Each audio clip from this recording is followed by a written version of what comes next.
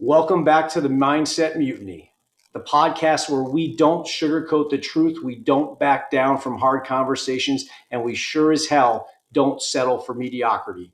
This is about pushing limits, smashing through self-imposed barriers, and showing up in the world as your most relentless and authentic self.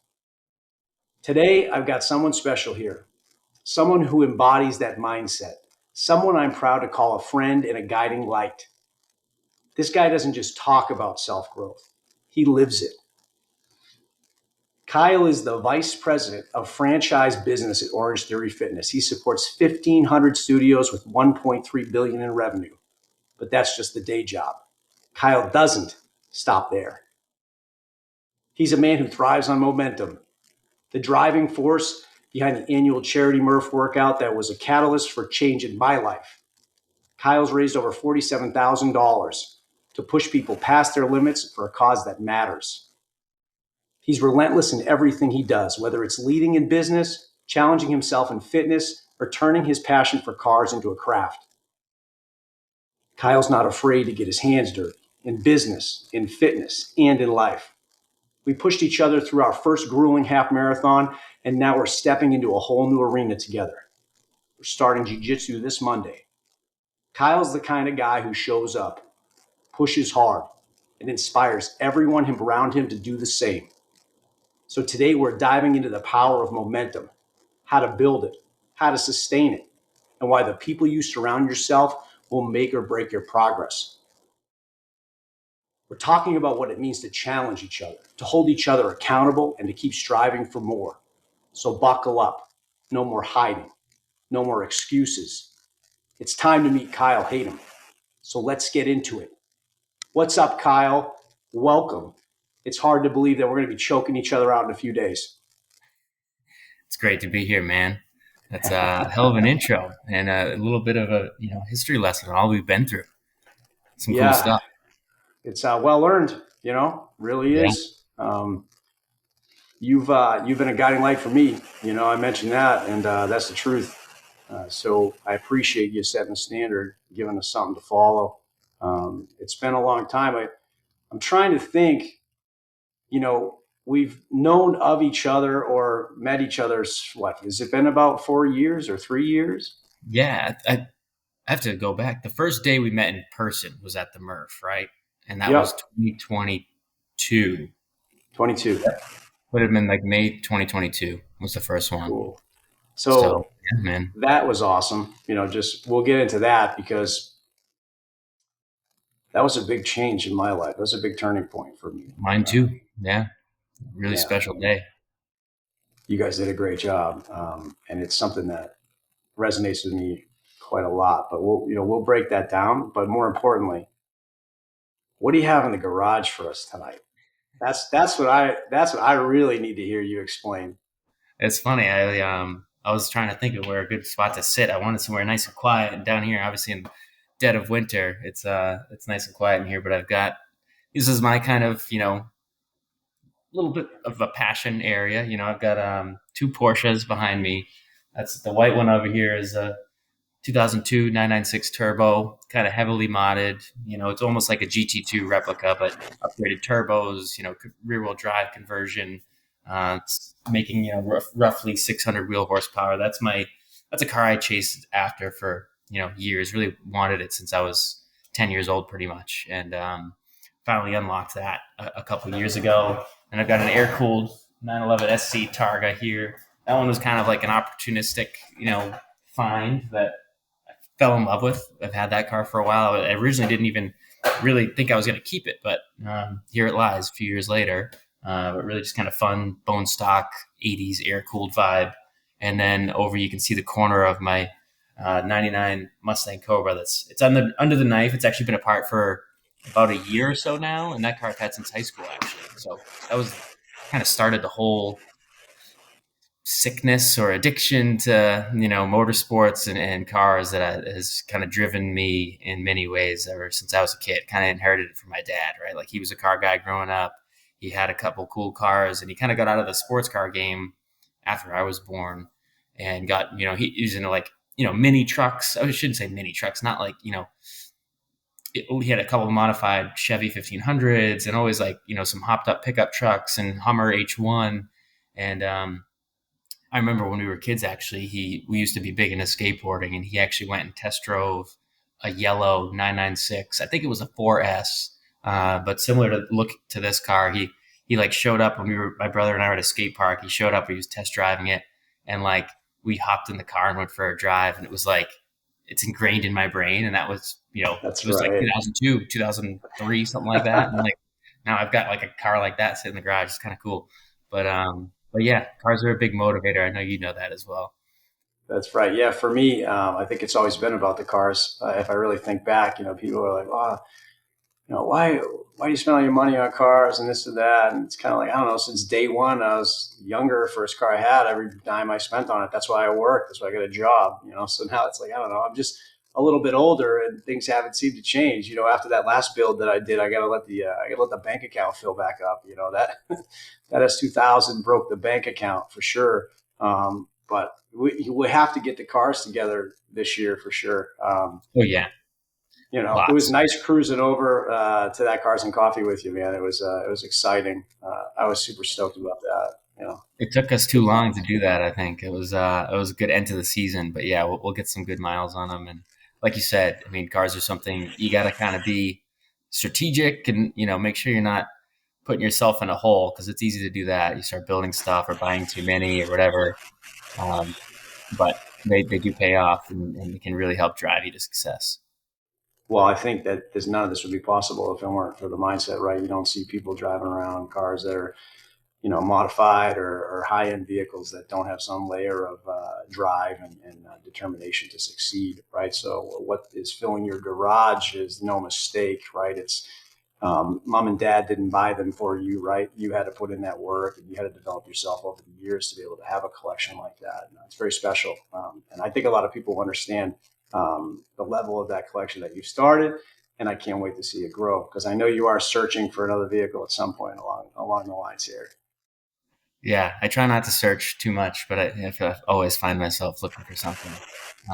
But yeah, it's funny too, because like, I've never, some people always say like I made, came from absolutely nothing. Like, my parents are like, moderately successful, like mid to upper class people, and they were always entrepreneurs, had that like entrepreneurial spirit. And, like my parents helped me buy this car, but it was, I was in high school, and it was like, basically I worked, nonstop for my dad, landscaping, and I had two other jobs. And I was like, he never paid me for landscaping. He's like, I'll help you get this car, but it's like you're going to keep working and not getting paid, kind of thing.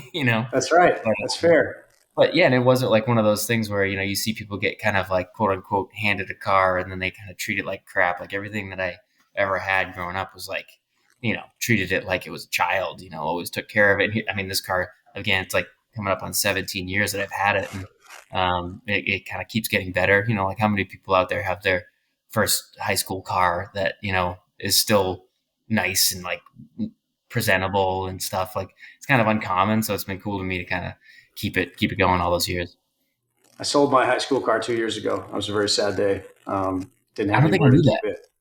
Yeah, yeah. So I mean, it was really hard to part with, man. To be honest with you, like I think about it all the time, and it wasn't anything special, like like the Mustang, but it was still, it's like how I got started tuning Hondas. Like that's what it was, like 2003 Honda Accord, with a K series in it, and that was like just what I ended up getting into and loving, and it was so loyal to me for so long. I'd stored it for so many years, like just dragging this car around with me, and I was like, you know what? If I want to get another car, I got to make room, and yeah, as soon as the S2000 came around, I ended up getting rid of the Honda Accord and sold it to somebody for, I think it was like honestly 30% of what I paid for it brand new, like after like it was a 2003. So that was pretty sweet, but it was immaculate, man. So I understand, the keeping the things nice and really taking pride in what you have. And it's just like a saying I always use is, how you do anything is how you do everything. So Yes, sir.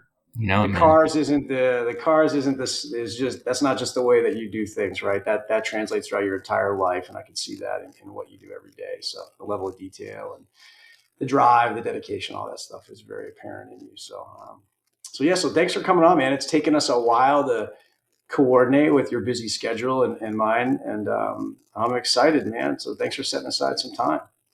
Yeah, it's been really cool, dude. You've been really killing it, and the consistency, right? Is like that's how you're gonna keep this thing growing, and you getting good people on. Like it's actually really inspiring. It's been awesome to see you kind of really lean in, and I can tell you're Yeah, man. passionate. And hearing your story too, I mean, it resonates with a lot of people. It's funny. I've had a friend on who kind of started with me like right at my worst, and he didn't even know like really the situation. And had him on the podcast recently. And I've like he mentioned to me, he's like, like, dude, you've kind of like buried that. You haven't really talked about it, investigated it. You just kind of like one day you woke up and you're like, I'm a different person no matter what happens. And sometimes I think you need to do those things. But if I look back and I read my journals back and when those times were really bad, I'm very proud of myself. In a way, to have been able to beat my brain right when I wanted to, when it was totally malfunctioning. But I think what is really the takeaway is that I did it with physical. Uh, I did it with exercise, man. Like I did it with challenging myself physically and creating those endorphins to help my brain heal from whatever the depression, anxiety, and all the other things that come with that. And then, at the rock bottom there, it was tough, but man, it was the best thing that ever happened to me. It really was. And, that like would kind of lead into the Murph, right? Where, that I was so uncomfortable with going to that thing. Like, I'm like, what do you mean? We're going to do 100 pull-ups. We're going to do 300 squats and like, we're going to do 200 push-ups or something like that. Like, how the fuck am I going to do that? I can't even do a pull-up. So I wanted to go so bad. I wanted to meet you, because Nick has always said great things about you. And I've been watching you from social media, and you've done a lot for me in that regard. So I figured out how to do a pull up. And it was the first time I ever done one in my life. And I started running, some miles. And I remember just started on the treadmill 1 mile. And it was, I was out of shape at the time. And then that turned into something completely different. So then I kept running. And then I ended up doing that Newburyport race, right, where I ran a 5:38 mile with my buddy Ben.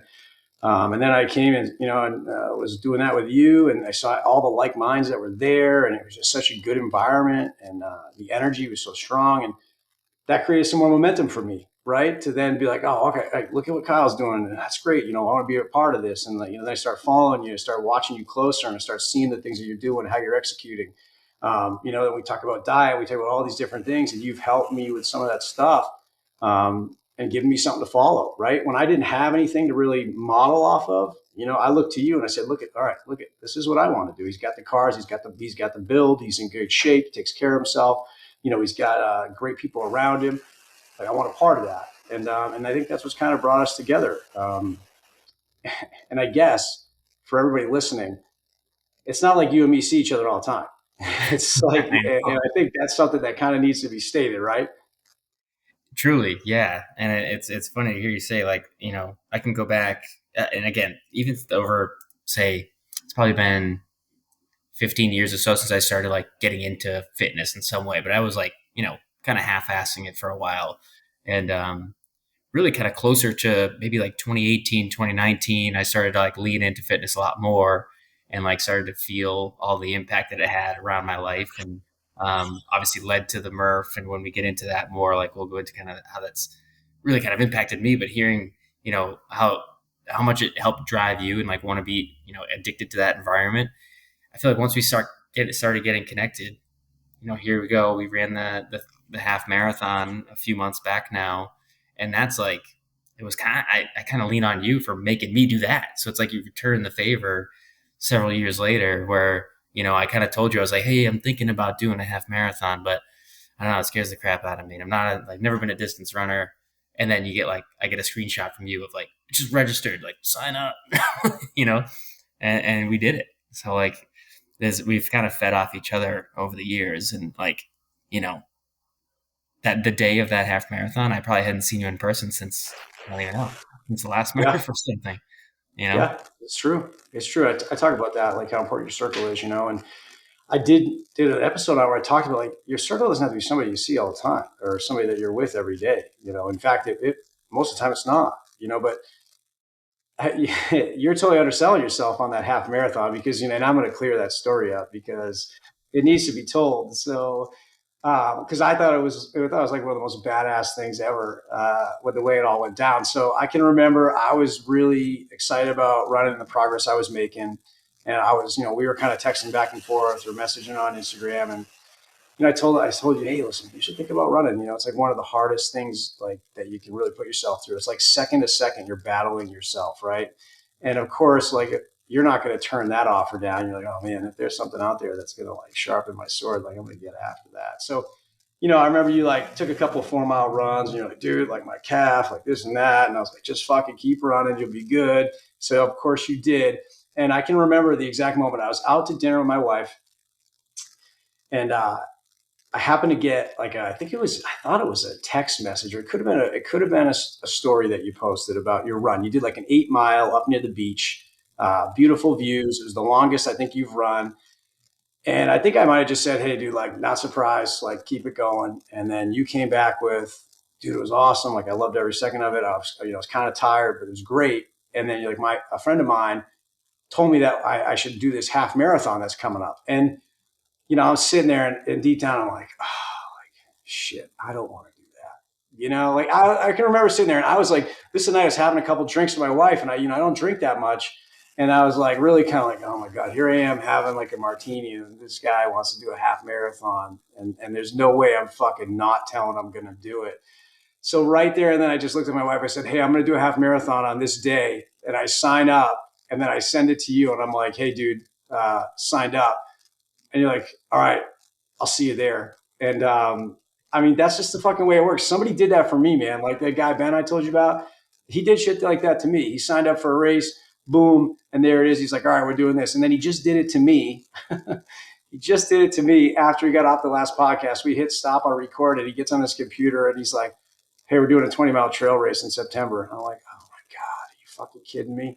And then as soon as I just like say that, then I'm like, all right, dude, let's do it. I go out buy the trail shoes. I'm out running the trails like, the next day, I just ran in the snow and all that shit. But really very proud of you for the effort you put forward, man. I'd like to hear you describe that, because that was one of the most fun times we've ever had. We must have talked the entire time, 13.1 miles, minus maybe that last 0.1 where we're And pouring when it I out. tell you, yeah, and when I tell you that was probably like the most intimidating thing that morning, like showing up and saying, I'm going to run a half marathon. Like you said, the 8 miles was like the furthest I've ever run in my life. And that alone was hard. And I did that just by myself, kind of on a whim to kind of just prove myself that I could do some sort of distance running. And I was dealing with like, sore calf tightness and whatnot for months before. So it was a scary day, but, had the right mindset going in. Like you said, we were just going to crush it. We were going to run together. I was like, okay, we're going to talk a lot. Usually like, I don't like to talk when I run because it makes you a little bit more out of breath, and like, it's just a different style when you're approaching a long race like that. You're not, you're pacing yourself. And I didn't have all the fancy tech. I don't have like a wearable. Like I try to avoid that stuff somewhat, but it was so helpful when we got started. Um, you know, you were always tracking our time. Like, all right, we're feeling pretty good at this 9:15 pace. So we kind of knew where we were sitting the whole Yeah. way going, which helped us. And I mean, if I go back to like when we first started, I remember like we were lining up in that pocket there, and it was like my heart's like out of my chest. I'm like, well, I don't know why I'm so pumped up, but I'm about to run for like 2.5 hours, whatever it's gonna be. And then we just kicked off, and it was like a beautiful course, and feeling pretty good. But like once you hit a couple of those really tough spots. I remember like I don't know, must have been like mile like 6 or 9 or something. We were going a slight uphill. And I remember my quads were just wanted to explode. And I was like, dude, I don't know. This does not feel good. And I just remember you're just like, dude, you just keep running. It's going to go away. You just keep running. Yeah. One at a time. Yeah. And it eventually did. It was like another mile or so. I was like, all right, that pain is gone. I didn't even realize it. But really special day. It was emotional, dude. And that last couple miles there was something else. I know we did. I think our fastest mile was like mile 12, right? Yeah. Yeah. Yeah. You know, special, I think, is the right way to put it, because I still remember every second. Like I remember every second from when we when we turned up, where Riverwalk Brewery is there, when we turned up to that whatever it was, it's like a riding path or something. And I was hurting, dude. I was like, man, all right, this is tough right now. But like my dad's always told me, he's like, dude, when you finish, like you finish with nothing left. You finish on borrowed energy. So I knew we were going to have to and we were so close to that 2 hours. I wanted to do under 2 hours. And I looked at my watch. I was like, all right, Kyle, we need to fucking go. Like, we need to go right now. And that was awesome, man. And I just remember like totally dumping it out the whole way back. I was just screaming at you the whole way. And then like we come around that corner and the crowd is just on both sides. I was still screaming. You told me somebody was yelling like, "Yeah, go Kyle!" Like they didn't even know you. Like you're hauling ass. If we get along, we're running along the river. This is like really coming up to the finish line, and you had wheels on at that point. Like you were pulling away from me, and you're hustling, and I'm, dragging ass, but I'm keeping up. But I'm definitely you were there pulling away a little bit, and you were yelling, basically not even looking back. Let's go, Kyle! And random people on the side were like hearing you yell that, and then they were yelling it at me. It was too funny. But at this point, I didn't even really absorb how close we were to the 2 hour mark. I think that's where like you knew we were sitting. I don't think we were like, I didn't really absorb it. I wasn't even like anticipating that. And then I just remember turning that corner, and like when I first saw the clock, it was, 1:59:25 or something like that. Yeah. And I was like, holy shit. So I just amped it up and crossed the finish line like 10 seconds later. I was like, I can't believe we both just crushed 2 hours. It's a big deal. That's I didn't realize how under 2 hours is actually a really big deal. So when I saw that we were within striking distance, I was ready to die to get there. It didn't fucking matter if I collapsed. I was going to give it everything I had. So, but crossing that finish line, man, like the emotion, you and I were speechless, dude. I think I just gave you a hug and we just looked at each other. Both our families were there. Our wives were there. It was just like something really fucking special. And I think they were very proud of us. I don't know. I was really happy to share that moment with you, man. It was special, especially because it was just like a call up. It was like, yo, like, let's go do this. We haven't seen each other in like probably 2 years in person. We've probably seen each other in person for a collective amount of like 3 or 4 times. Just call them up. Let's go run this fucking thing together. And it was probably, probably some of the best times I've had in my life, and thanks for sharing that with me. It was great. Thank you, man. That is one day I will never forget, like for sure. No matter how many races you run, that first half marathon, I'm sure the first marathon is a whole different ball game too, but that first half marathon, it's a big goal. We were looking at statistics. What is it, like 1% of the population do that or something? Yeah. Pretty cool. I'm sure a lot more could do that if they had the right mindset and push themselves, but not a lot of people do that. Well, the momentum, right, that I got coming out of that race, I think is what I needed to get this podcast actually like really moving, because I was scared shitless of this thing, dude. Like, especially those solo podcasts. Like, I'm also like, who am I to even be on here telling people, how to get better and these things? It's like, well, you know what? I've lived it, and I'm only going to share what I've lived and the experience I've had. And if you want to take it, that's great. If you want to leave it, no problem too. But the momentum I felt coming out of that, I wish everybody could feel, because there wouldn't be a goal that you couldn't hit if you just kept that momentum going, I know, it's really special. And like you said earlier, the people that were there, like you just felt like you're surrounded with a bunch of people who just, that they're, they've got a strong mind and they're strong willed, and like anybody who can just run for that long, like you've gone through some shit to get there. Yeah. Yeah. And it's healing, it's therapeutic, but it's more than the running, it's more than the running. I always tell people that, and it's hard to put, words to it. But if you can run like that, even if you don't run and you can go run a mile, like that's the hardest part of your day. Anything could happen at work and you're going to be like, yeah, no problem. At least it's not running fucking 10 miles. Like that was no big deal, right? So anything that comes up on you in life seems easy after all that shit. So you just carry that momentum through. Now related to like a freight train just coming down the tracks. They keep throwing cars in the way and it just fucking blows right through them and just keeps its speed. And I think that's what running has done for me. It's something to kind of like anchor myself in. It's obviously running in the gym and eating right and doing all those things has anchored my life to where now I can really start to dig in. I can really start to do things that challenge me. And, that kind of brings us to this most ridiculous thing I think we've ever done coming up pretty soon. That's for sure. Yeah. Yeah. I know. That's I think we were both texting last week talking about probably the most intimidating thing. And it's funny, like we're both, pretty in shape guys. We could probably hold our own, someone trying to attack us or something. But signing up for a couple, intro jiu-jitsu classes is scary stuff.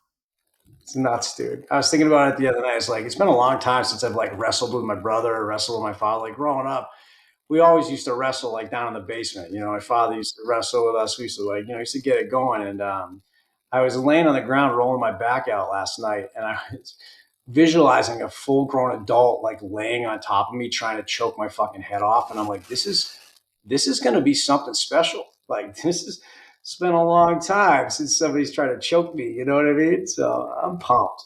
Yeah. Really pumped. Yeah. I know. I was just getting my mouthpiece set up earlier and, thinking about it. I'm like, all right, this is going to be like, walking in there at 5:00 tomorrow is going to feel weird, but just go in there, be a sponge, not be afraid to get beat up, by a girl or whoever's there. Right. That's right. Yeah. That's right. That's right. So it's funny because I think I shared with you the whole kind of story about how I got to this point. And I think it's actually something that needs to be shared because it speaks to how closely our brains are aligned right now, because I truly believe that we've been doing similar things and we've been watching each other over the years where now our brains are on the same kind of circuit, right? So for me, the whole jiu-jitsu thing was I went and met with a customer of mine who happened to fight in the UFC, right? And we were talking, a lot about personal growth and different things before we were talking about business. But then obviously we started talking about jiu-jitsu, and he's like, I was telling him how I was scared of it. I've wanted to do it for 4 or 5 years. And we just kind of discussed it. The way he put it and how calm and confident he was, he's just like, you should just sign up. And like Mike Ivanov, like 3 or 4 years ago, would have been like, yeah, I'll sign up, and then not done it. You know what I mean? But the guy I am now, with the momentum that we've been building over these years, right? Through the Murph and through, anchoring in the gym and then the marathon and the podcast, all these things. It's like, well, I just looked this individual in the face and told him I was going to sign up. So guess I'm fucking signing up. So I'm driving back to the office, and I just pull over and sign up.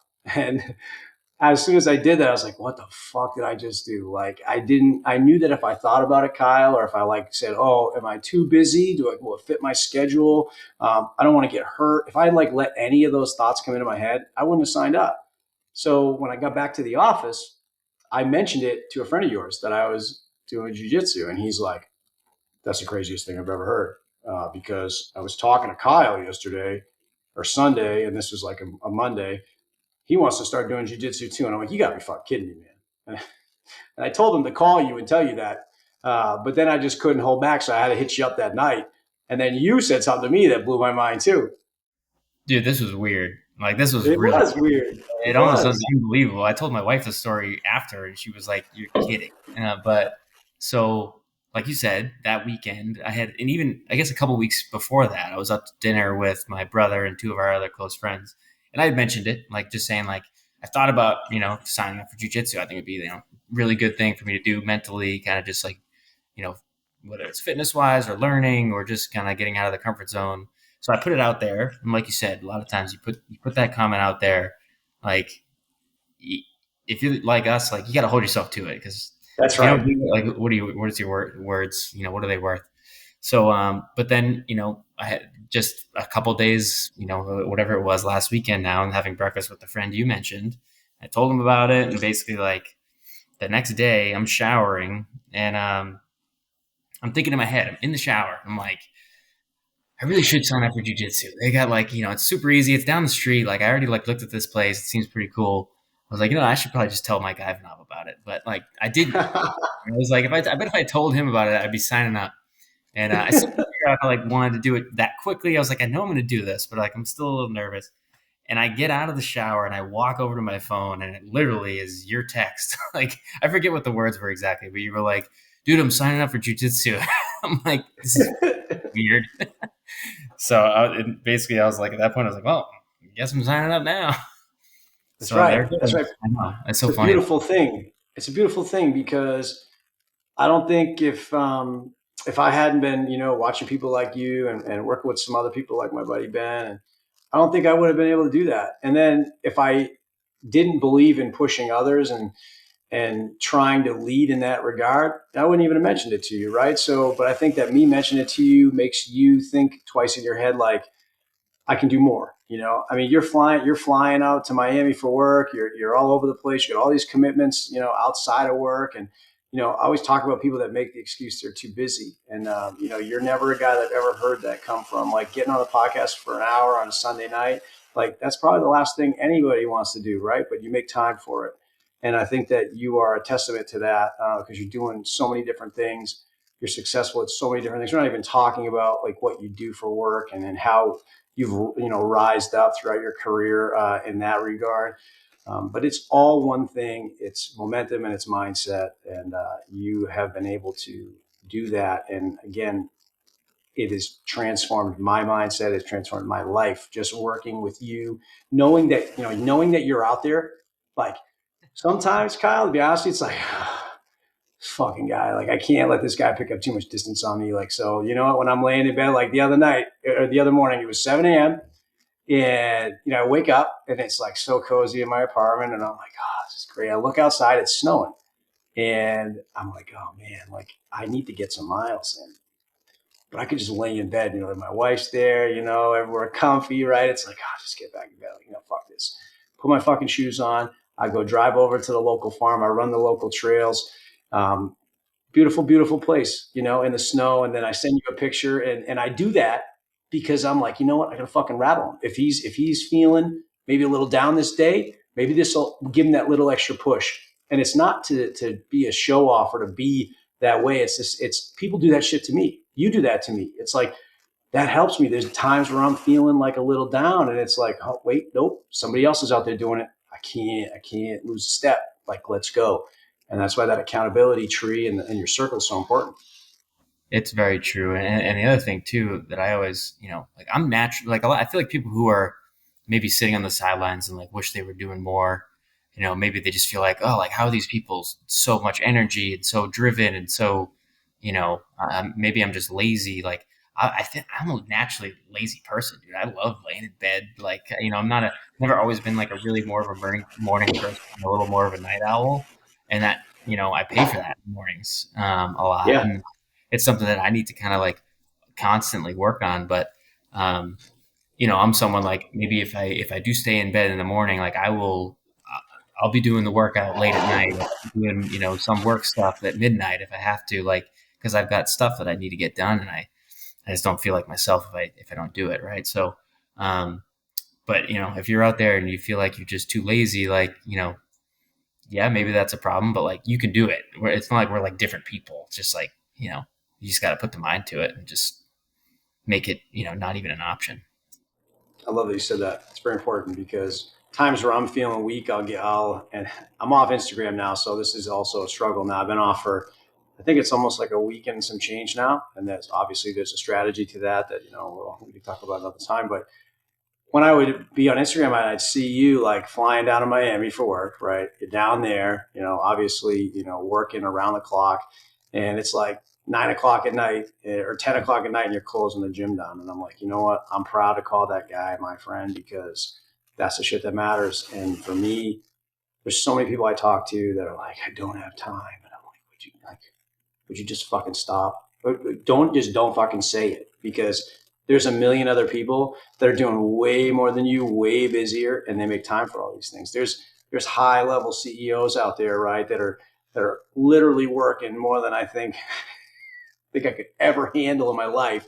But they're still out there eating healthy. They're still out there crushing the gym. They're doing charity work. They're doing all this shit. So the way I look at that is I can always do more, but I just have to say yes.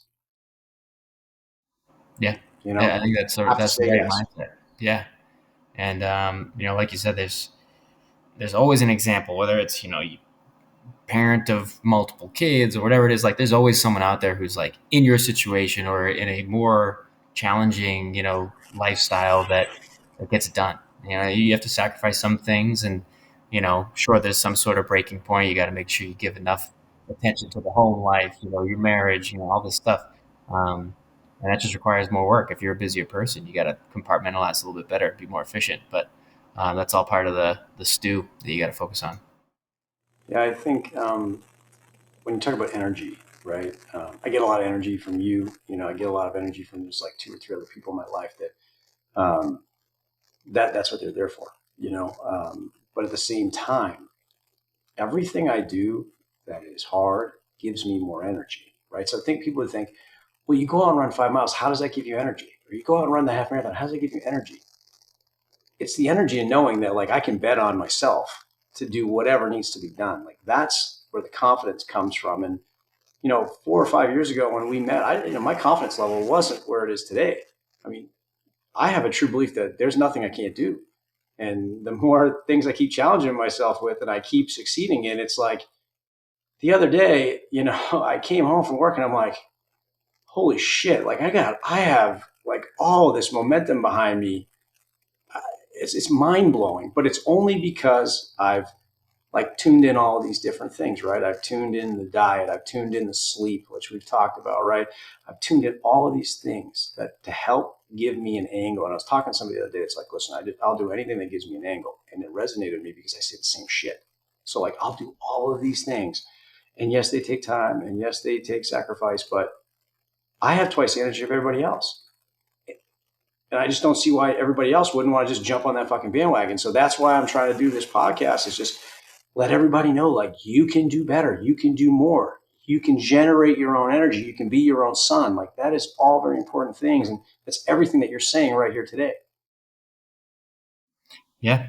There's a lot of people out there that like, especially in like the corporate setting, like how often do you hear someone say like, oh, I'm tired. Like, how you doing? Oh, tired. Or like, they just kind of give these kind of half-assed responses that set the tone for your whole day kind of thing, like if you avoid that, like I can't remember the last time I said I'm tired. Like, I don't know. I just don't say it. Maybe You sometimes, can't say it. but yeah, No, you you can't. can't. Like you might be tired, but, so you're not going to get where you want to be. All right. Like like all that momentum, sometimes that you don't feel, you really kind of lean into it when you start to see the results, right? Like Yes. I'm more fit. That 5 mile run was way easier than it was 6 months ago. Or like this project that I've been working on is coming together. Like if, whether it's like building a shed, building a car, or a business project, like this all came together and like was successful, because I did XYZ, right? Like every piece of your life kind of does add up like that. So I think it kind of just pays over time. I like to say stacking the bricks. That's what I like to call it. And it's kind of badass when you think about it. It motivates me. But it's to the point now where like I can visualize something and it'll happen. Um, and most people will be like, dude, look, you need to lay off the drugs. Like that's the first thing somebody would think when I say that. Like, I'm like, yeah, no, like I can visualize and it'll happen.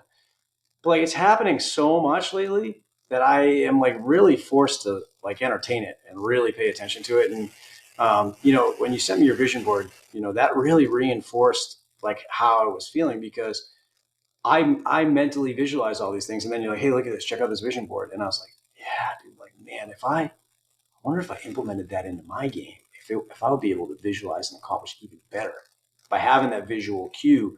And then what's so weird is the day that you sent that to me, this is so weird, but I was on the phone with a cable guy trying to get my cable to work here, the internet, right? And, they're like trying to reboot the modem. And we just got to talking, man. And I could talk to anybody. And we started talking about where he was from. And then, me, I always try to like work it into like, hey, what are your goals for the new year? Like, what's going on? And the guy was talking about how he bought a house. And I was like, oh man, how'd you do that? How'd you accomplish that? And this is like the cable guy that we're talking to, who he's from Tennessee, works for Yeah. Xfinity. I'm like, hey, so we're chatting and it's great. And he says, take a picture and put it on my desk. And every day I looked at it every single day, and my actions started moving me in that direction. And that is like the most perfect statement on the planet. And it's so true. Like if you visualize these things, the reason you accomplish them is because your actions now change. The things that you would have done wouldn't have done, that'll bring, they won't bring you closer to that goal. You won't do them. And I've noticed that. So I've been implementing that in my game. And man, it has paid me back like tenfold. And I know you do the same thing because that's why, you had that vision board. But, tell me about that. That's Yeah. exciting. I mean, honestly, like this goes back, whether it's when I was younger, I would have like certain cars, like a calendar or something, right? Like I remember this was probably 2018 or 2019 at my old desk when I worked for Panera Bread's corporate office. I bought like specifically Porsche 911 calendars like every year. And it was like a running joke. People would be like, oh, like Kyle, like what's the Porsche of the month? Because I wanted one. I was like, if I see this every day, like, when I'm having a rough day at work, whatever, like you got that there, I'm like, just grind. And clearly, like it eventually came true. But like vision board, I've played around with them a bit in past years. I didn't always, like you said, I'd have like little pieces here and there that would be always like in my periph, but I never really did like a lot of like full comprehensive builds. My wife and I talked about it this year, and we have like a list of things that we're focusing on, whether it's like hitting a certain number in the bank account, right? Like you have, if you look at my vision board, there's a couple things on there that you might Yep. not know what they mean, right? There's like dollar bills on it, but like we know what that means. And then, That's right. there's a trip that we wanted to do forever, right? And like, we're married with no kids now. Like maybe kids will come into the picture one day, but like there's trips that we were like, while we're in this position, if there's a trip that we want to do, it might be expensive. A little stressful to plan. You got to go for like a extended period just because of the distance. But we want to go to Japan. We've always talked about it for several years now. So I'm like, okay, then I'll put picture of like Mount Fuji with an R34 GTR on it. That's And right. that to me is Now like, we're talking. like I've always loved like JDM cars, and I know for a fact I'll order or I will own another, like JDM Legend at some point. But there's opportunities to like obviously see those cars, but also like there's opportunities to rent them around like Mount Fuji, and like that's like just outside of Tokyo, and so like that's like a piece of the trip that I'd like to plan if when we make that happen. Um, but we put that on the vision board, and like already we're like, okay, like let's start mapping out like when's this trip gonna happen, like what are we gonna do, and you just kind of set the tone for the year, right? Like we never really talk about like New Year's like resolutions, or just like, all right, like what are the goals for this year? Some of them maybe we won't hit because you set like kind of big ones, but if you put them all on the page and they all have like, you just start planning out your year, like my actions are going to be based on getting these things done. And hopefully you get them all done. But even if you don't, you're going to be a lot closer than if you didn't have that board. It's a plan. I talk about it all the time, man. You got to have a plan. You got to have a way to direct that energy. If you don't have a plan, it's like kind of just out there working with no direction, and you get lost quickly. And I didn't always have a plan, man. I think that's what got me off track. That got me off track. But it was an eye opener, what I've been through and where I am today. But I always wanted to do the podcast, man. And I had it written in my journals. I've been writing it for months. Like, I want to do it. I want to do it. Because, somebody asked me once, they're like, Mike, what's your deepest desire? And we talked about this offline a little bit, but, my desire is to help people. Like I like to say, I could save a kid 10 years, if they listen to every little step, and I could help somebody through I'm not a doctor, but I could help somebody through a tough time mentally. It's all things to deal with your brain and how to restructure your mindset and all the self-talk that matters, right? So my desire would be to do that. And I was avoiding it. I was running from it. I didn't have that momentum, that confidence. And then, like I said, coming out of that half marathon and just the way I was feeling, I was like, I can't be stopped. And it was like one episode, and it was two episodes. It's like, you know what? I don't care how hard this is. I don't care if I have to do it every weekend. Like, I'm just going to do an episode a week. And, I think we're 4 weeks ahead now, and getting some good feedback. I think people are starting to like listening to it. And obviously I'm getting better. You listen to episode 1 versus episode 13, like there's a different guy there, which is cool to see that progression. But again, I wouldn't have been able to do it if I didn't have a plan. I didn't visualize what it looked like. I didn't take the steps, and just not saying I'm too busy, man. And there's a guy I met. He's a CEO of a big company, And he was happened to be a vendor of ours at the time, and I had the pleasure of being able to spend a few dinners with him. And he had given me some advice, and I'd love to get him on the podcast because that'd be great. But he said, Mike, what's made me successful in life, because obviously I asked him, he said, I've just said yes to every single opportunity. And I've been writing that in my journal, and that was giving me power to do this, because I'm like, this is an opportunity. Like, I have to say yes. And even if it's scary. And that's the same with the jiu-jitsu presenting itself. Like, all I could think of is him saying that to me. And he doesn't even know that those little words, how powerful they are for me, but like, they've been propelling me through a lot of shit, because I'm just like, say yes, because I want to be successful, and I want to be the best human being I can be more than I want to breathe, you know? And I think that's when you start to see the wins coming in, when you want it that bad. Yeah. And especially like we're both kind of like mid 30s ish, right? Like, we're kind of a pivotal time. A lot of like, this is like you're primarily like setting a base for your life. Like, if you really lean in now, even more so if you're in your 20s, like, start early, right? Like you said, if you implement those actions, if you talk to like even one younger guy, say he's in his like early 20s, and you can kind of just give him some of this experience that you and I have, instilled into our lives, like, it makes a huge difference the earlier you start. But it never stops. There's no like real end. Like, you don't feel like you're close to, to where you want to be. Neither do I. But we just, if you focus every year making progress, like, you're going to get there.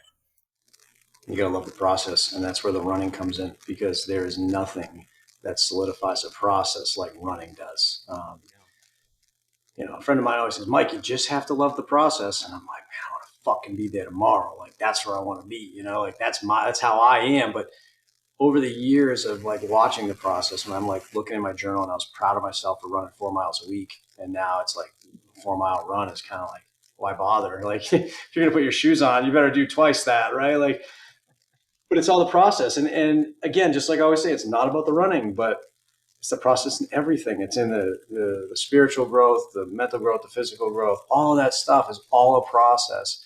And if you're not reading the books, and you're not, spending your time wisely, and you're just sitting on the internet, cruising, or swiping on your phone, or surrounding yourself with people that just want you to go out and booze at the bar with them, shit like that, like, dude, time to cut that shit loose, man. You want to be successful, it's time to make some changes. But it's hard to tell people that without them experiencing like what we've experienced through, I guess, being in control of our mind.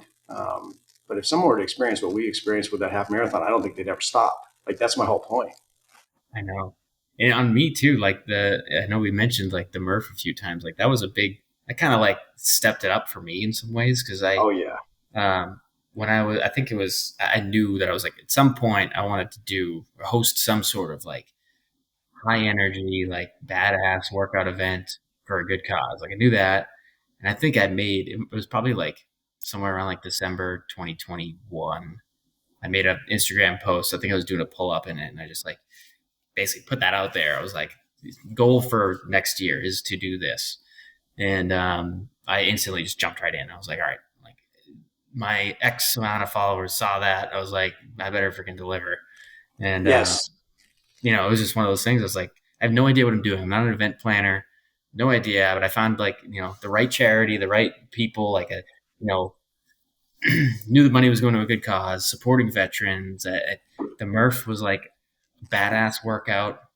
The biggest challenge is that some people are afraid of it, right? Like, getting that to scale big is tough, because it's like, it implies that people need to be able to do like a true Murph to come, which, there's several of us that do, but not, that's supposed to be like a scalable workout. And it's more about creating the energy and getting, being there for the right cause, and like supporting, our fallen heroes and such. Like, that's what that event's really about. And, but it keeps growing, trickles. We're like probably like 15-20% growth every year now. So it's, we're going to crush it. I already set a number of $20,000 is the goal for this year. So, got some work to do. Well, you'll make it. And you know what that is? The amount of like-minded people that you've brought in there, right? And people that have very interesting stories that, you can gain energy from, right? There's a lot of people there that have suffered from a lot of different things, and there's a lot of people there for the right reasons too. But when you started the first one, it was your attitude and the way about you that made it easy to go to, because you were very like, hey, listen, if you guys can't do this exercise, we can fill in with this one. If you're uncomfortable with this, don't worry about it. Just come and show up and hang out. That's like, I think people don't know that about you, how big of your heart is, and how approachable you are. Those are very, very good qualities that I don't think a lot of people realize, like in your social media posts, right? Like no one really gets to know that about you. And I think it just needs to be said, because more than what I like about you as being an athlete and being, someone that pushes me, I think that you also are just a great human being.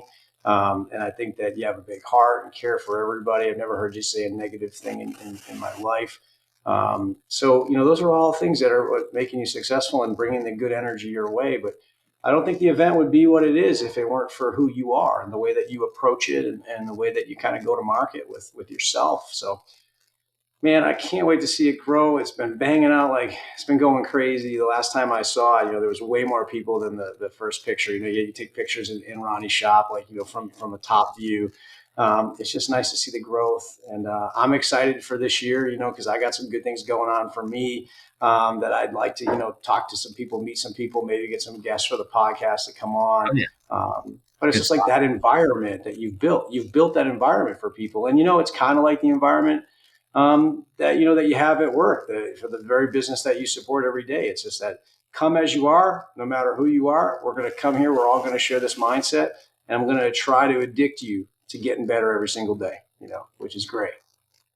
Yeah, that was kind of a blessing, like with my career change, because I had mentioned before, I was with, Panera Bread, which is, good company, but, they're certainly not in the business of personal growth, right? Or anything like that.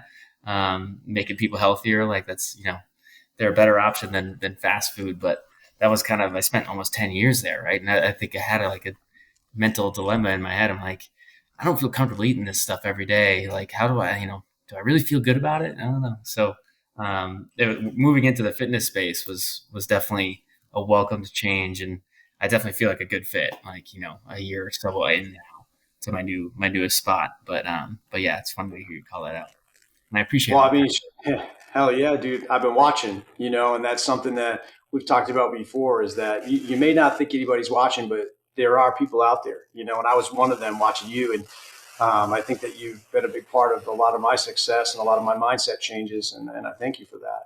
It's very special. And it's been very impactful. But really, watching you take on that new role where, most people don't want to get on an airplane to go commute to work. You're doing that, and that's impressive. I'm proud of you. That's way outside of your comfort zone for sure. I know it is. Those late Sunday night flights down there to be ready to work in the morning. And I'm just impressed. It's nice to see. And I got to assume that it was pretty uncomfortable when you first landed that position, but you knew that that's what you needed to do. Yeah, it was a good opportunity, and it was one of those things, like you said, I kind of knew in my gut that I had to do it, but I was like, this is not going to be easy. Newly married, taking about to be on the road, call it 50% of the time. Like that alone has its own challenges, right? And like obviously, supporting wife is critical in all things. Um, but it's been a super big learning curve, and especially coming into not to like toot my horn or anything, but like kind of a pretty senior position where you're not always in person, right? Because I'm there like half the time and really focused on my work a lot when I'm down there. So it's like it's hard to build those relationships. You have to lean in and like become part of the leadership team. Whether it's, again, it doesn't have to be a leadership team. Any team you're in, you need to invest yourself in your people, right? Get to know them on a personal level. Like that's really something I've always kind of invested in work. Make people like, when they think of me, they don't just think of like what your position is or what your work responsibilities are. Like, oh, he's Kyle. He does this. He does that. He's into this. And we talked about something going on in my life. Like those are little moments that I think that have added up in my career. Over time. For whatever those are worth. But I think what's unique about you and I, like a lot of times you can find hundreds of motivational or personal development podcasts out there where people always focus on like the entrepreneurial side of things, right? Like we're kind of like on paper, I always say like I'm just a regular guy, like corporate environment, corporate functions, navigating that world has its own challenges, right? And there's, sure, like the entrepreneurial route is not for everybody. It's super can be super lucrative. It can be a lot more challenging.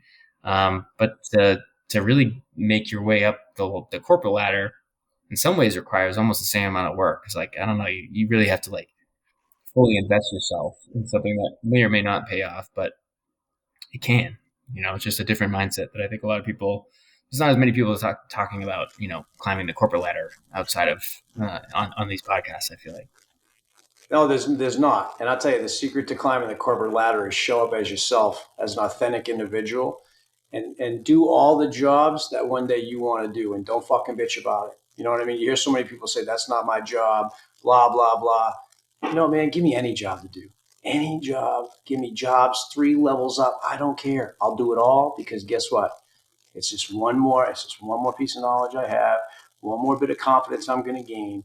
It's very special. And I like climbing because that's all we're doing every day. We're climbing, and physically, spiritually, mentally, we just keep climbing, right? If the day I run out of ladder, there's a real problem for me. You know what I mean?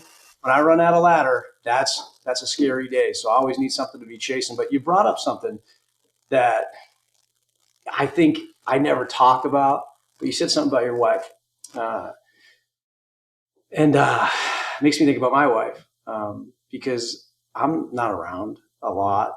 I'm always, like I told you, wake up, I'm going running, I'm going doing this, I'm doing the podcast, like blah, blah, blah, blah, blah. And it's like, hey, can I get an hour just to like sit down with you and stuff? But I think that if it weren't for how supportive my wife is, I wouldn't be the guy I am today. We've been together. God, we met in college. It's got to be 18, 19 years now, and she's been a spectator to the rise and fall, and then, the rebuild.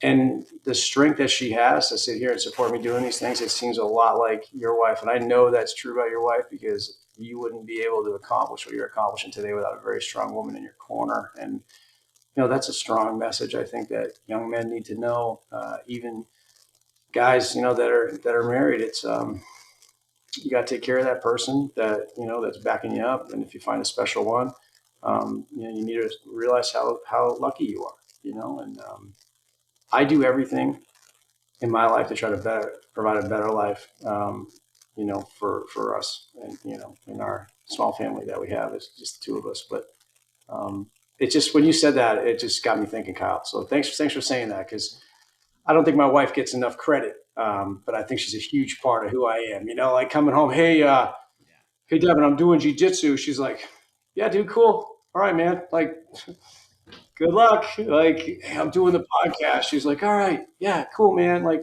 you can do it. And then like, I'll be like, kind of have like a great day at something, and come home all excited. Be like, can you believe it? She's like, guy, like, I'm not surprised. And I'm like, man, this person like truly believes in me. And it's great when you come home and rest your head next to somebody like that. Truly, man. That's like, it's a make or break decision for anybody, right? Like marrying the wrong person or someone who's not supportive. And I think a perfect example is literally where I'm sitting right now, right? Like we bought this house together, right? I think like a year before we got married. So we were engaged, but not married yet. But like, basically knew going into it that she's like, given how much of a car enthusiast I am, she basically was like, I'm not going to get a garage spot. Like, and then she knew I wanted to do all this stuff in the garage, remodel it, She like loves you. blow a hole in the wall so I could like put an extra car inside if I need to, like little things like that. Like, there's a lot of women out there that would never even allow that, so I Not a always take a step chance. back. I'm like, well, and to your point, that's kind of like a funny point, but all the little things like, like when I wanted to do something or want to do the Murph, she's always willing to help organize. She like does so much. And when it comes to like keeping yourself dialed in diet wise and just like routine wise, right? Like someone who supports all that. It's huge. It's huge. And especially like, I don't know, again, like neither of us have dipped our toes in the parenting world, but I'm sure that layers on a whole new level of challenges. But, you got to have the right team player for sure. It's hard to find, dude. And they must be building them at UNH because that's where my wife went. I know that's Right. where your wife went. So Yeah. Man. any advice to anybody out there if they're looking for a very strong, supportive wife, maybe they should cruise UNH and see what they can find. But yeah, man, it's just funny how like 6 degrees of separation here. How we've all kind of you and I never even came across each other up there. Obviously, different age groups and whatnot, but it's just funny, small world. And I don't know. It's like everybody gets put in your life for a reason, and it's interesting because as I talk about momentum and I talk about these wins coming, it's like people just keep getting put in my life. Like people just show up, like like just like I was telling you about, the customer that I was, Joey Gomez, right? He's the guy with, that fought in the UFC. He's the guy that mentioned the jiu-jitsu to me. And I don't think he realizes how impactful what he said is going to be to my journey. But or he might not even know who I am. You know who I am. So it's like when you tell somebody something like me that, it's like, okay, yep, that's the next journey. That's the next rest of my life. That's just locking it in for life. And everybody says that's like how you get better as a person and you become more confident and all these things. And it's like, okay, yeah, I'm going to do it. I'm sure he thinks like, oh yeah, and he's going to go do a couple classes and have a good time. No, it's like, no, dude, like, I'm sorry, but this is the rest of my life. Here we go. That's awesome.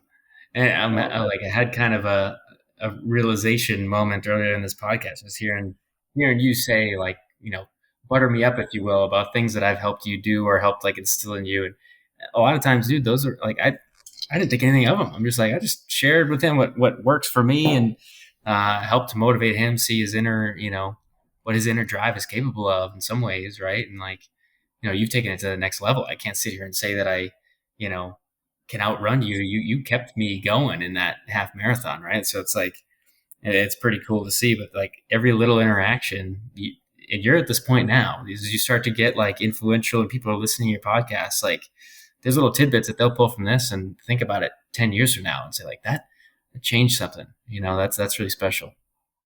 I appreciate that a lot because when I was at my worst, there was nothing like this to listen to, when I was having some real problems. I had to draw it from different places. I had to read this book. I had to subscribe to the David Goggins way of thinking, which I know a lot of people are controversial on, but it saved my life.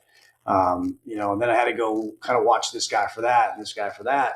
So my whole thing is I'm trying to build like just a playbook, that somebody can roll into and say, hey, I'm struggling with this. And the thing is that if you just fucking listen and you just do exactly how it's laid out, you'll get it done. I feel like we overcomplicate things. So like now that I'm like way past where I used to be, looking down on like the process, the whole problem was me. And the identity that I had for myself, the stories I told myself, I was the whole problem. We're in control. There's two people in this one body, right? There's the mind that wants to take the easy way out. And then there's me who knows what the right thing to do is. And well, I've got a few more wins over the guy that wants to be comfortable. And I think that's when you start breaking free from the pack. And I was telling somebody the other day, my role now is to give everybody energy. That's my role as a person. And no matter where I am, whether it's at the bank teller, the random guy at the gym, somebody at work, my job is to get in a conversation with those people, try to figure out how to help them with whatever they're struggling with, even if it's just a smile and a funny story, high five, any of that shit. That's my role now because people have done that for me. You've done that for me. You've given me the energy. This person's given me the energy. I've taken it. I've accomplished things with it. So now my job is to take my energy, give it to others. But the best part is I get so much energy in return for that. It's an exchange. And it just keeps fueling me. And I'm at a place right now, it's like fucking jet fuel in my veins, man. Like I can't be stopped. I can't. I just am so fortunate to be that way right now. Yeah. And that like realization of that and basically holding yourself accountable for like giving that out, putting it out in the world. Really, the energy you give off in the world like just pays dividends, and I think that alone is going to lead to a lot of success and a lot of good relationships, and people will always remember you. But that's how I view you. So my view on you, when I always see you interacting, it's you're always giving that energy out, no matter what. Like I've never seen you like head in your hands or like avoiding a conversation or not smiling. So I have had something to look at and say, okay, yep, that somebody else is doing that. All right, I like how that looks.